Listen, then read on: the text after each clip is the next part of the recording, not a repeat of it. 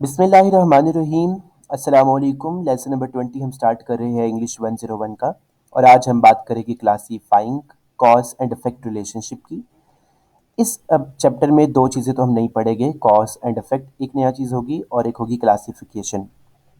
जबकि एक चैप्टर के आगाज़ में उन्होंने आपको एक प्रैक्टिस क्वेश्चन दिए गए हैं। आपको पैराग्राफ दिए गए हैं, आपने उनको रीड करना है और उनको मेन आइडिया और उस लेसन को आप असेस करना है कि आपकी रीडिंग इम्प्रूव हुई है या नहीं हुई। ये भी एक रीडिंग चैप्टर है। ओके, तो आपको शुरू में एक टॉपिक दिया गया है, स्टेप्स इन प्रॉब्लम सॉल्विंग, और इसके 6 स्टेप्स आपको बताए गए हैं।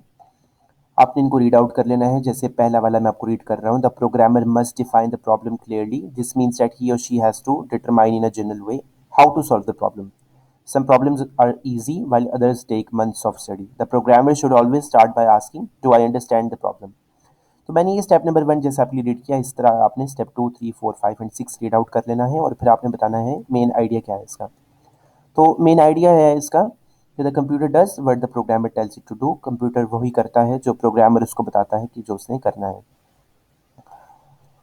ओके, इसके अलावा बात करते हैं अंडरस्टैंडिंग द पैसेज की। जब आप वो 6 पैराग्राफ आप रीड कर लेंगे तो फिर ये 10 एमसीक्यूज़ है, ट्रू फॉल्स है, माफ़ कीजिएगा। आपने बताना है क्या इनमें से जो बातें गिवन थी वो ट्रू होगी, जो नहीं थी वो फॉल्स होगी।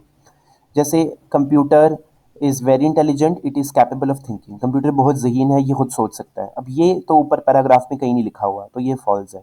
ठीक है, अब ये वाली बात उसने लिखी हुई है, algorithm is sequence of instructions used to solve a problem. तो हाँ, ये ठीक है, इसको आप ट्रू करें।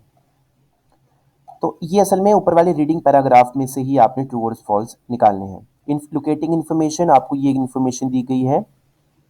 Programmes are usually written on certain line forms. अब आपने बताना है ये कहाँ लिखी हुई है। अब आप चले इधर और दोबारा 6 पैराग्राफ पढ़े तो चौथे पैराग्राफ में आपको ये लाइन नजर आएगी कि माफ कीजिएगा, दोबारा चलते हैं इधर। Programs are usually written on certain lined forms. ठीक है, तो ये देखिए प्रोग्राम्स, इसमें ये बात बताई गई है कि प्रोग्राम्स जो है वो लिखे जाते हैं सर्टेन फॉर्म्स में। ज़रूरी नहीं है कि एग्जैक्ट वही लाइन लिखी हो, उसका मतलब वो हो। ये आपने देखना है कि ये बात किस पैराग्राफ में लिखी हुई है। तो ये पैरा 4 में लिखी हुई है। इस तरह से आपको सॉल्व करके दिए हुए हैं। ये टोटल 5 सवाल है। खैर, इस तरह के सवाल आपको पेपर में बिल्कुल भी नहीं आने वाले, तो घबराने की ज़रूरत नहीं है। ना ही ये कॉन्टेक्चुअल रेफरेंस आपको पेपर में आएगा। तो यहाँ लिख रहा है कि इट, यहाँ पर क्या है इट। तो इट जो है, इट इज़ अ मशीन। तो क्या चीज़ के बारे में ऊपर बता रहा है कि इट इज़ अ मशीन। तो वो बता रहा है कि इट इज़ अ मशीन, यहाँ पर क्या है, computer. Computer is a machine. तो ये आपका sense of language, sense of grammar यहाँ यूज़ होगा कि यहाँ विच क्या है, who solve the problems, programmer solve the problems. तो इस तरह से ये आपने सॉल्व करना है। इस तरह के सवाल भी आपको पेपर में नहीं आते। अंडरस्टैंड द वर्ड्स, ये सिनोनिम्स है, ये पेपर में बहुत इंपॉर्टेंट होते हैं। कंस्ट्रक्ट का मतलब होता है बनाना, formulate takes a lot of time, बहुत सा वक्त लेता है, टाइम कंज्यूमिंग है। एग्जैक्ट बिल्कुल वाज़ेह, प्रिसाइज।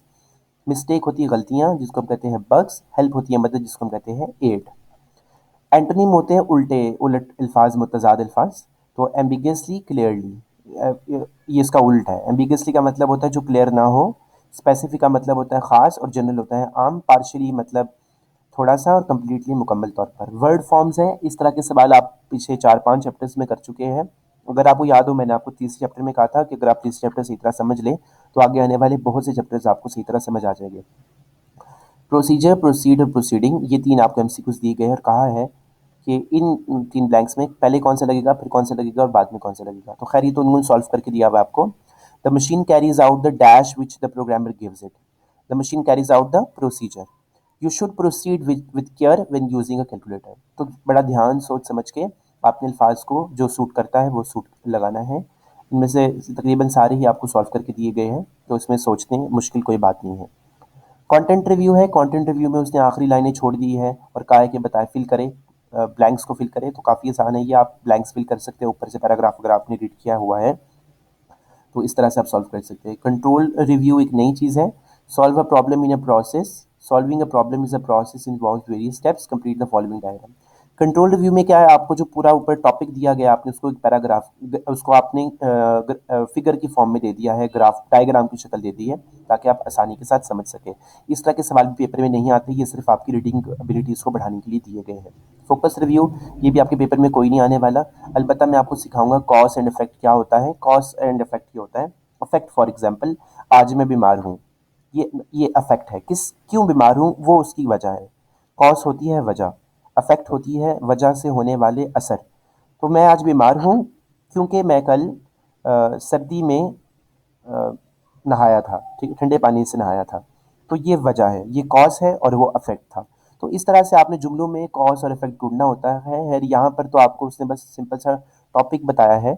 हम आगे चलकर इस कॉज एंड इफेक्ट को मुकम्मल तौर पर समझेंगे अगले चैप्टर्स में कि कॉज क्या है और इफेक्ट क्या है। अब यहाँ पर एक जुमला देखें, the computer will follow the instructions in the program to the minutest details।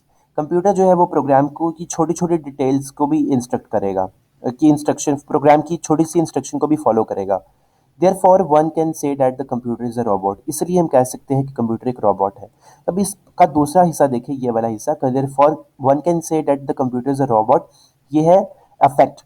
अब क्यों, वो उसकी रीज़न जो है वो कॉज है, क्योंकि वो छोटी सी छोटी डिटेल को भी फॉलो करता है। पहला वाला भी देख ले ताकि आपका कॉन्सेप्ट क्लियर हो जाए।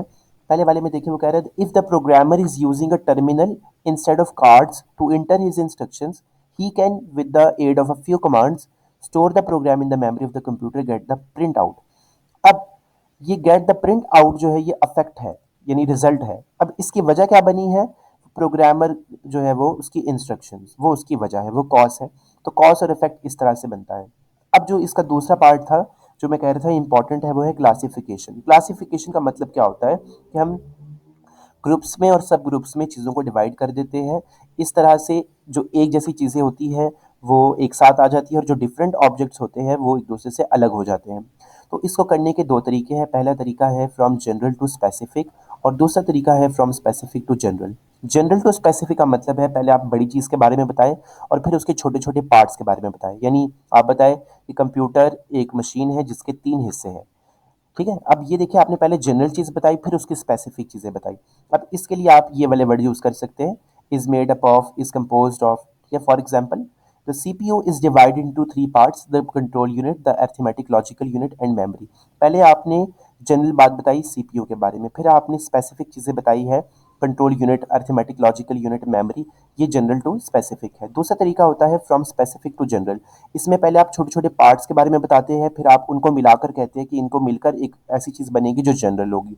तो इसके लिए आप यूज़ करेंगे मेक ऑफ, कॉन्स्टिट्यूट ऑफ, यानी इन चीज़ों से बने हैं। For example, the control unit, the arithmetic logical unit and memory are the 3 parts of CPU।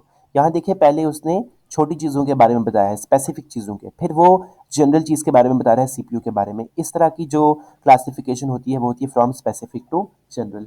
तो इस तरह आपको अब यहाँ पर दिया हुआ है क्लॉज। क्लॉज मैंने आपको सिखाया हुआ है। क्लॉज ये होता है कि आपको एक पैराग्राफ दिया होता है और उसमें ब्लैंक्स खाली छोड़ दी होती है, और आपको कहा जाता है कि बगैर ऑप्शन के खुद ही बताया कि इस ब्लैंक में क्या वर्ड्स आएंगे।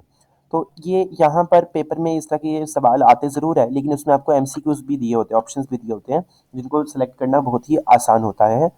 अब यहाँ पर डायग्राम दिया गया एक्सरसाइज नंबर 2 में, और आपको कहा है कि इस डायग्राम की मदद से इन एग्जाम्पल्स को फिल आउट करें। तो ये आप खुद कीजिए, इनके आंसर्स वैसे नीचे गिवन है।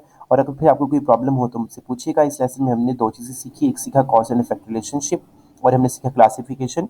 और पिछले लेक्चर्स को हमने रिपीट किया। इंशाल्लाह अगले लेक्चर के साथ दोबारा मिलेगी, तब तक के लिए अल्लाह हाफिज़।